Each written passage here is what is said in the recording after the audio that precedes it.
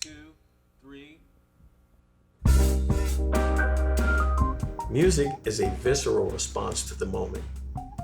And Black American music was created as the result of such adversity. When someone is shot, many of us hear music.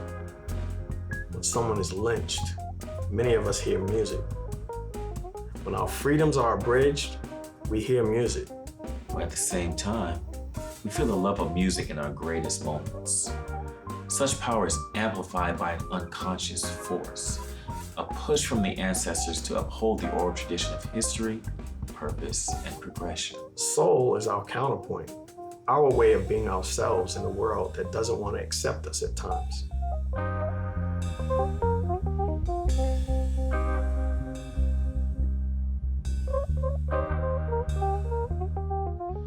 Blues is a type of music that enacted a bridge between the old and the new, the songs of slavery to the songs of newfound freedom. It allowed for an exploration of issues dealing with race, class, gender, and image. More specifically, blues bears the scars of image versus identity.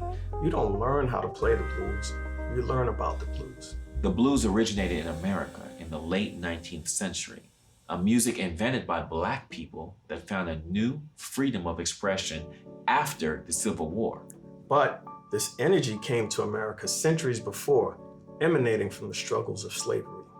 Ali, I always love to hear about the blues, especially from the OGs, because I like to hear where they got the blues from, you know. Buddy, talk to us about where the blues came from. Let me see, can I get you a little more deeper than what we're talking about now? So far as I'm concerned, the history of what we learned is from slaves moaning and groaning and plowing mules and different stuff like that. And I got this from some of the great old blues players I had a pleasure meeting before they passed away. And also I went into Africa several times and tried to figure out how they did come out of there. When our people were captured from Africa and forced to come to America, our history was severed, it was cut off. We had to find a new musical language. The very, very unique experience of being a Black person is, as you're saying, our entire, like, the nuances that came with whatever tribe you were from or whatever perspective that you had just simply being African was completely stripped. So African Americans had to, completely, for generations, kind of rebuild whatever semblance of culture that we could. We weren't slaves, we were enslaved. And in finding this new identity, we were speaking a new language through Negro spirituals. With the newfound freedom, it's interesting that, you want to be able to communicate where you came from and envisioning where you want to be, in line of where you actually are, which is still not 100% free. And that's a great place to try to create from. Did we even realize how big this music could be for us, or how this could actually change the value of Black people in America? We are not supposed to even think or imagine ourselves in these incredible places. And for me, when I start to think about my grandparents, knowing that they weren't able to read, weren't allowed to learn to read, one thing that we always had was music.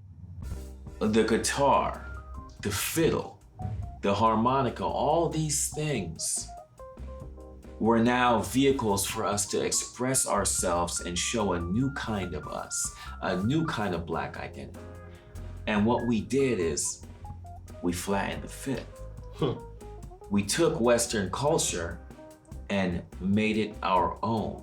When you think about like all the old blues women and all the old blues men, when they were singing about their life. They wasn't singing about no one else's story. We take all the things that we're dealing with and the things that we see around us and make those into our stories. They sing about the good times and we sing about the bad times. But most of the history of blues, they go back and think is all about bad times that we have had as Black people. But if you listen to B.B. King say, I got a sweet little angel, I love the way she spreads her wing, that don't sound sad to me. No, totally agree, you know? Blues isn't just about the pain. Mm-hmm. Blues is about the beauty of life. Yeah. And it's a celebration. But who doesn't really get the representation when we talk about the blues? Well, unfortunately, women. But I just think in a lot of different ways, women weren't given the credit that they deserve because it was a male-dominated field. And then at that time, it was even more crazy, you know? So you might have somebody that could play and be a virtuoso, but they just wouldn't be heard because it was such a, you know, male chauvinist type society. I never look at myself as a female guitar player, right? Or even a Black female guitar player. In fact, my dad would always say to me, here's the thing. Yes, you're a woman. You're a beautiful woman. But the thing, Melina, is don't let that be the thing. You need to get on stage, and I want you to own it like a man would own it. You just happen to be a woman. And I've always been here, you know? Not a lot of us have as women, but people are now starting to rediscover. There's a crazy history when it comes to Black music. What's that?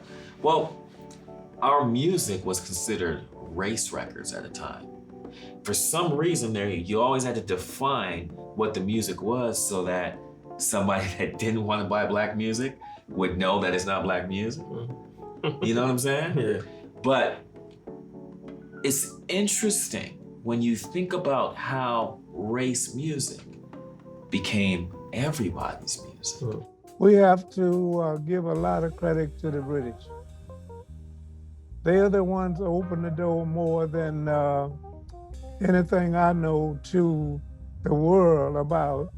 The blues had been played for years by Black people, but the Rolling Stones, there was a television show called Shindig, and they was getting so big playing the blues, and the Shindig wanted them to play. And Mick Jagger agreed to play if you let me bring Muddy Waters. And they say, who in the hell is that?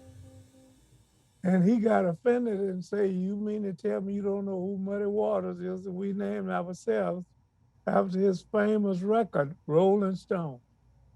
This topic of appropriation or misappropriation of another race's music is an interesting one because when the blues became its most popular, it was called rock and roll to discount the fact that it was really race music.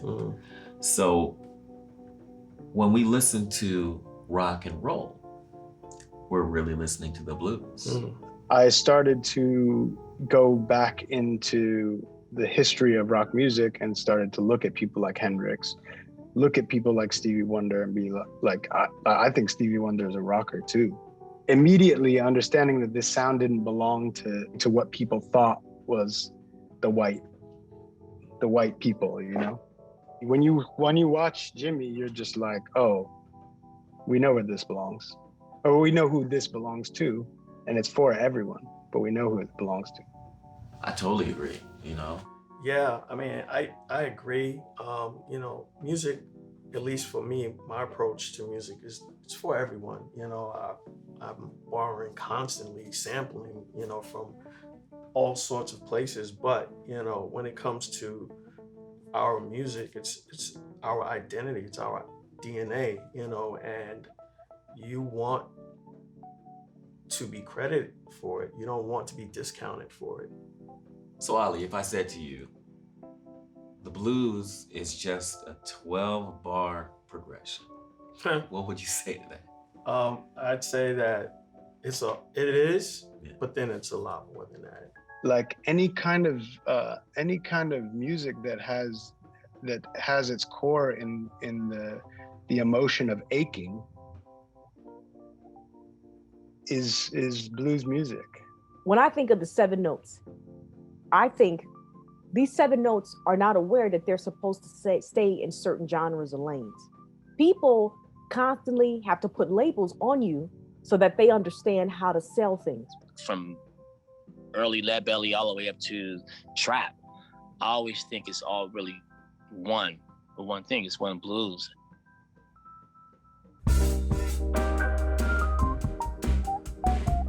The blues is a sort of escapism that embodies the soul of Black American music for yesterday and today. It's not all sad, it's freedom, it's feeling, it's the streets. You live with it and you die with it.